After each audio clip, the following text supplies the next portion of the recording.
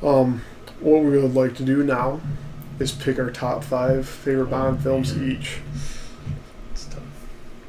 and then we can pick our. I think we've already said it though. Our least 3 worst Bond films for us. Not saying that they're awful movies, but for Bond movies, we have standards. Yeah.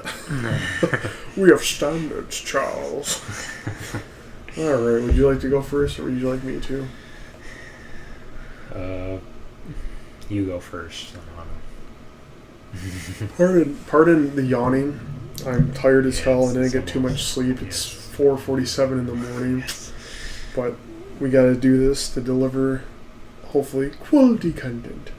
But, anyways, on a serious note, favorite film: number 1, Goldfinger. Number 2, this is tough.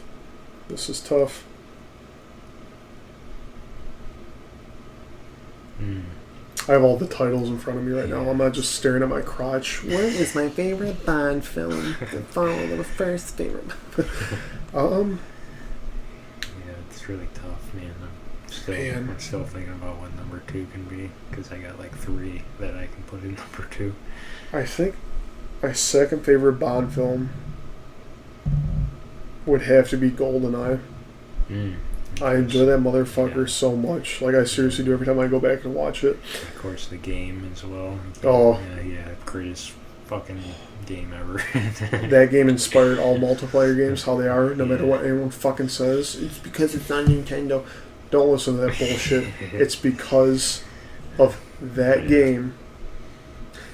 I feel like Abraham Lincoln. We have all these rights to enjoy these games. GoldenEye made multiplayer what it is today, hands down. Yeah. And it wasn't even supposed to be a part of the game. That's the best part, is the designers of the game just put it in there as a secret, and they released it, and boom, one of the highest selling games of all time, one of the most enjoyable games of all time. So to this day, the game holds up. The graphics are kind of iffy, but then you think back to all the other graphics, and it just still blows your mind how great that fucking game is. Yeah.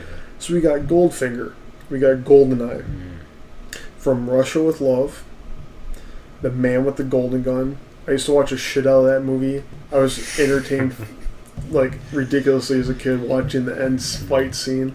I enjoyed that motherfucker. And I would probably have to go with Casino to round out my top 5, with an honorable mention of Skyfall. I enjoyed the fuck out of that. The cinematography is beautiful in that movie. They did an amazing job with cinematography on that, and they did a great job with redoing Bond, even though they already redid it for Casino and bringing it back, but then they lost with Spectre. So hopefully they get it back with the next one. But those are my top 5 with my honorable mention. See, that's what I was looking at, not my crotch. Now Kyle will be looking at those and not his crotch. Well, Goldfinger is top notch in my opinion. It's a movie that you have to follow in order to make a film that involves Bond. You gotta watch that, and you gotta study it, and you gotta make sure that you pretty much follow that fucking James Bond thing. That I don't know what the word is, but you gotta it's all Goldfinger in my opinion. Everything in that film is just perfect. Probably number 2 would have to be From Russia with Love. I mean, it's just I just love how they put that movie together, and just everything. The Bond girl was just smoking hot. What was her name? Daniela Bianchi. Oh my god. So. Yeah. What's smoking our calories after this? And number 3 would have to be Dr. No, just because of Ursula Andress. I mean, Dr. No's fantastic too. Oh man, Ursula Andress is. Put it in the background here and just zoom in on her. Yeah, I do have a poster of her with the shells, and I want to put that up maybe back there. That'll be that'll be our background. But yeah, just that to me just.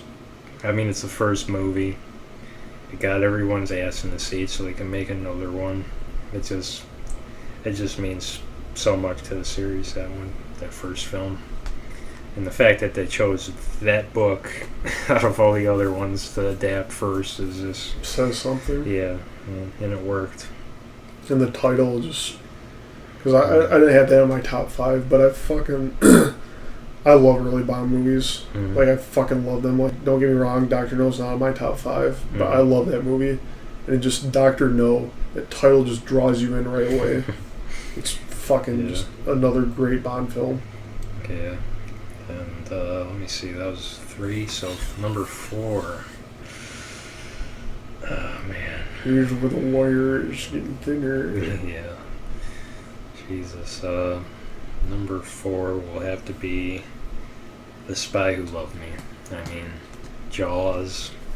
I know it didn't follow the book at all, but I mean, it was the first Bond film without I think Harry Saltzman. I think that was the first one that Cubby Broccoli pretty much did all by himself without Harry Saltzman, because Harry Saltzman owed a lot of money, so he went bankrupt, unfortunately. yeah, so he had to sell his part of the Bond. Yeah, Bond and they used to stock, be yeah. like super good friends, like family gatherings and shit, birthdays, holidays.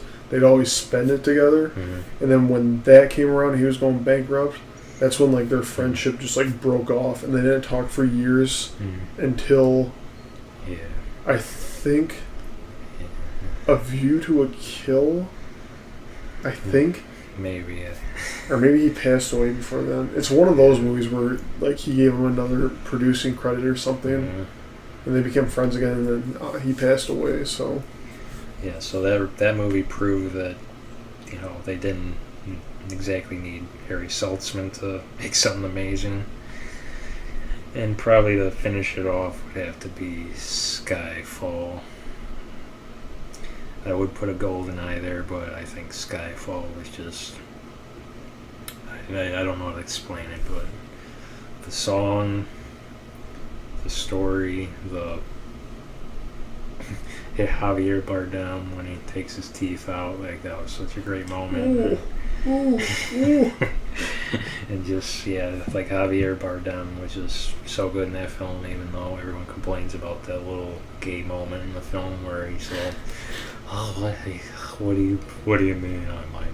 What do you mean I never been with a man or whatever?" Bond says it's like okay, but What do you think I've never done this before? It's like, the hell are we watching?